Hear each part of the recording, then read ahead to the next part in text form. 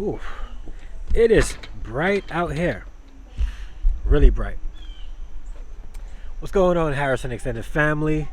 Dre here, and I'm giving you another Sunday story time. It's been a while, a couple of weeks, but I wanted to give you guys a Sunday story time. Let me see if I could decrease the sun a little bit. Let's see how that looks. All right, so, yeah. Let me give this to you. It's a good one.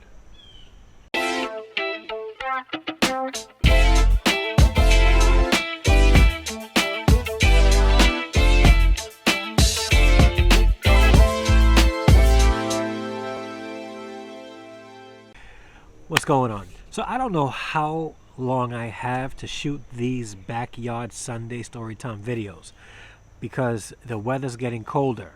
Like, it's getting really cold. Like last night it was not freezing. I don't want to exaggerate, but it was cold. But yeah, I'm gonna keep doing it. You know what? I'll put a jacket on. It could be snow. You know what? I'm gonna still do my Sunday story times out here on my deck, and it doesn't matter the weather. All right, so let me hit you with the story time about my very first heartbreak. Yeah, my very first heartbreak. I want to say 14. And I think I was a freshman in high school.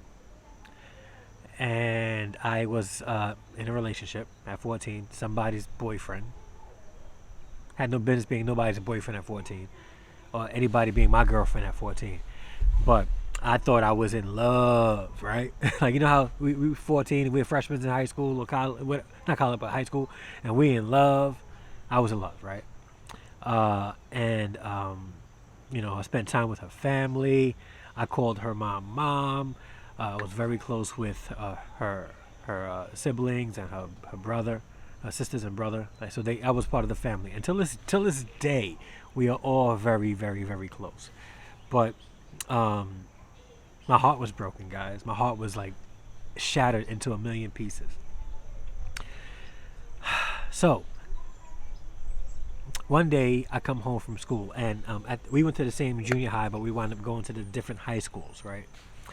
And after school, in the beginning of my freshman year, I would rush home from school to go spend time with her, right?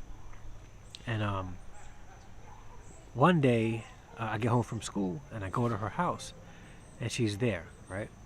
I go ring the doorbell, and she answers the door, and she's in a towel, right? Like just a towel, right? So I just shook the table, a towel.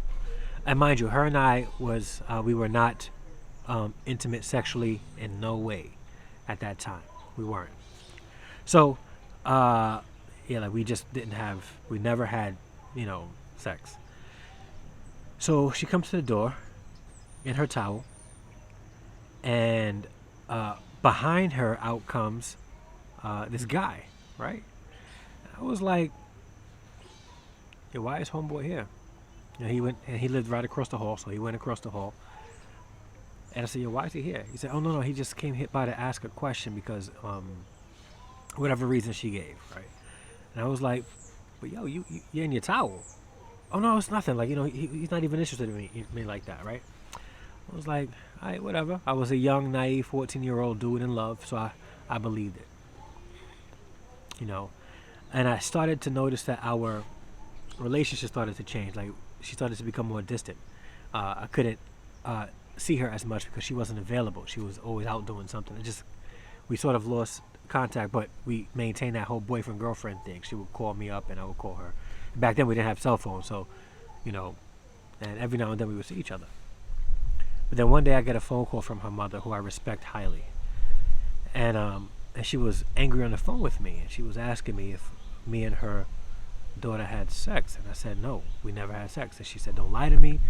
You better be honest with me. And I was like, we never had sex. I have no reason to lie to you. We never had sex. Please tell me what's going on. Like, why are you asking me if we had sex? Right? And she said, I'll let her tell you. So, yeah. I've been trying to call her and no response. And I finally get her on the phone. It says, why is your mom calling me, asking me if we had sex, and she wouldn't answer.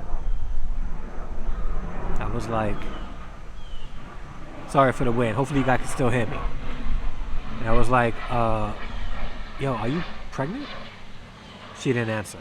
She stayed quiet. I was like, wow, you pregnant? And then I immediately started to think about the guy who left her apartment that day while she was in a towel. So I said, yo, is it homeboys who was in your house that day when you were in your towel? No answer.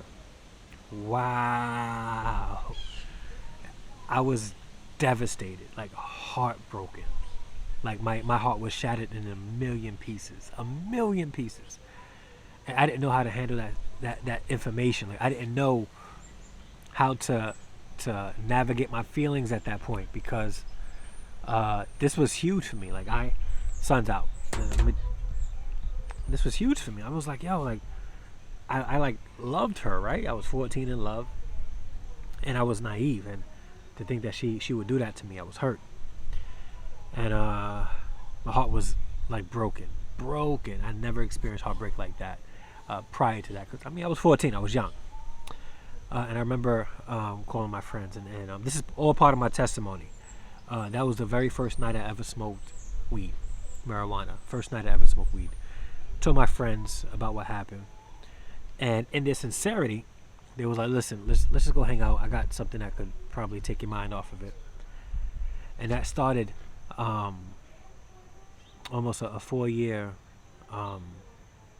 binge on me smoking weed heavily. And being functional. Like I wasn't like out there being crazy and irresponsible. No, I was, because after my sophomore and junior year, high school was really a blur. And after I became a Christian at the end of my junior year, that's when everything I started to pick up and work hard to graduate on time and all that stuff. But yeah, it was devastating, you know. Like I didn't know how to handle it. Yeah, so I say that to say this: if you're 14 and you're watching this, if you're 18 and watching this, don't be so hung up on having a boyfriend and girlfriend. Yeah, your whole life. You don't need that right now. Just do you. Focus on growing as a person, as an individual, and then, you know, when the time is right, you will find that person, and that person will find you, and you will become boyfriend and girlfriend. Which I really don't like that term, but you become boyfriend and girlfriend, then you guys will get engaged and get married if that's the one for you. But yeah, that experience taught me a lot. Or that experience was meant to teach me something that I didn't really learn until older. So you know how 2020 is hindsight, or hindsight is 2020, or 2020 is just a very bad year. Either way, it's meant to reveal. And it revealed a lot of things about me, revealed a lot of things about people, and the situation was forgiven. Me and that young lady, till this day, every now and then we'll talk if we see each other. I see her family from time to time. I even consider her nieces and nephews like my nieces and nephews, because we've always had a mutual respect for one another.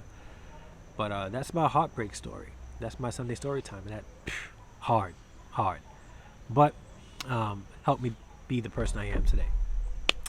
So yeah, if you have not done so, hit the like button. If you haven't joined the Harrison Extended family yet, you can do so by hitting that subscribe button and hit the bell notification so it'll let you know when I upload new videos such as this one, or when I go live. And I go live Tuesdays at 9 p.m, probably 8 p.m. from now on, we'll see, and Saturdays at 10 a.m. All right, guys, so I'm going to leave you guys here. Enjoy the rest of your day, enjoy your evening, enjoy your afternoon, regardless of whatever time you're watching this. Just enjoy it, all right? And have a wonderful and blessed day. And until the next one, peace.